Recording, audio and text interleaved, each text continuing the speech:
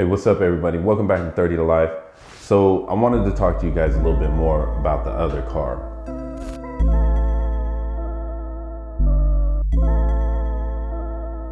So in California prison, they separate you by race or gang. And basically the categories is you have blacks, Mexican, and then you have whites. Now in each race, besides us, it's pretty much broken down into different little groups. So in prison, you can be black and also be non-affiliate. So, you can have people who are black, but they're down as blood or they down as Crip, whatever their gang is. So in the prison, CDC basically recognizes the different gangs within that race. Same thing goes with the Mexicans. So you'll have Southern Mexicans, you'll have Northern Mexicans, which basically they're down as Northerners or Southerners. And then you'll have basically what they call national Mexicans or something like that. They're the Mexicans that be straight from Mexico. So you have their race broken up into little small groups also that is recognized by the system. With the whites, you're down as white, but you're either from Northern California or Southern California, pretty much just like the Mexicans. So you're a Northern Cali Wood or a Southern Cali Wood, and even in their race, they break down into their different little sets, like different counties and shit like that. I knew a lot of Coco County Woods, and then from my county area, there was the Solano County Woods, things like that. And then you got other cats from Redding, there's just different groups within each race, okay? So that's pretty much how the system breaks everybody up. Then you got the others. See, if you're not with the blacks, whites, or Mexicans, then, being the dominant races within the prison, then you're just labeled as an other. So Islanders and Asians, because we the shortest in the penitentiary, well, in California prison, we automatically get thrown up under the other umbrella, you know what I'm saying? So what happens with that is that there's other people that don't function with the blacks, the whites, the Mexicans. They don't want to be involved in the gangs or whatever it may be. They'll fall up under other too, like you'll have a Mexican dude who may be a Christian or something like that. He might be labeled as an other, you know what I'm saying? And then you'll have, Peruvians, Guatemalans, Puerto Ricans, Cubans, things like that will fall up under other as well.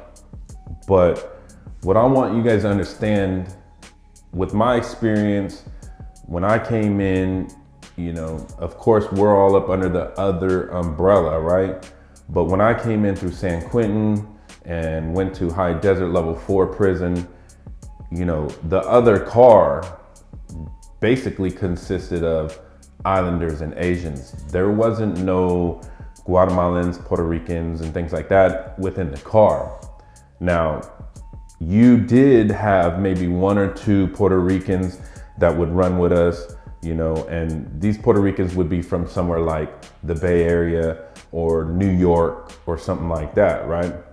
But you have to be careful with the Boricuas that come from Northern California or Southern California, because a lot of times on the streets, that's who they affiliate with. Either they affiliate with the Northerners or the Southerners, okay?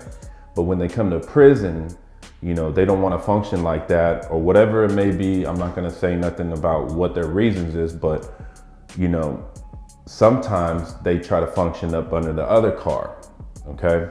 So when we was on level 4, a lot of times, man, just to be real with y'all, we are really iffy about having, anybody who wasn't really Asian or Islander, or running with our folks on the streets, because the truth of the matter is they don't function like we do. I've been telling you guys this from the gate. about how Islanders and Asians, how we pretty much, you know, understand each other's culture. We understand, you know, pretty much how our upbringing is. It's very similar. So it's more easy for us to get along and to also have that bond and somewhat trust within the car. This causes problems a lot of times for these cats also, because a lot of them don't really function the way we do, you know, on these level 4s. So they were, you know, they were grieving, you know, their lockdowns and shit. And what I mean by grieving is basically they were filing paperwork to come off these lockdowns because they didn't function with the Asian Islanders like that. You know what I mean? We go into war with other races and they down as other and they getting slammed just like us. So they was filing paperwork to get up from under that other, you know what I'm saying, label. So I don't know, man. It just, without disrespecting anybody, man, I just, you know, want you guys to understand, man, that when I went down to level 3, it was different. I went to level 3 Solano. Okay, and when I got there, it was pretty soft there, you know what I mean? So the politics wasn't in play there with our car, you know what I mean? Only a few of us cats played politics because, you know, we came from higher levels or whatever, and we just functioned a certain way, you know what I mean? But the majority of the other car didn't function like that, you know what I'm saying? They was on their own shit.